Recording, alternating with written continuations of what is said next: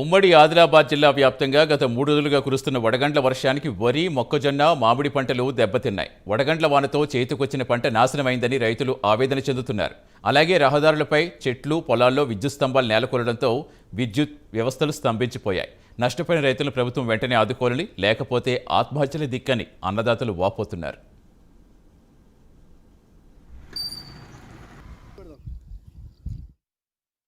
మంచిర్యాల జిల్లా దండేపల్లి మండల్ తాళపడ నిన్న రాళ్ళ వానకు నిన్న 2 సార్లు కొట్టింది. పొలం అంతా నాశనమైంది. మా బతుకు వేసి మీకు పురుగుల మంది వేస్తుంటే ఏం లేదు. 6 ఎకరాల పొలం చేసినట్టే అందరికీ ఊరంతా ఈ గ్రామంలో మొత్తం అడ్లు ఇత్తలేకుండా అయింది. ఎవరు ఏడుతాను పాప కొనుక్కోట్టుకొని ఏమైనా సత్య మార్గమే ఏమో తెలియదు. అంత తినేమో కూడా పెట్టి కడతాను, కొద్ది కడతానే ఏం బతికెట్లా మాది.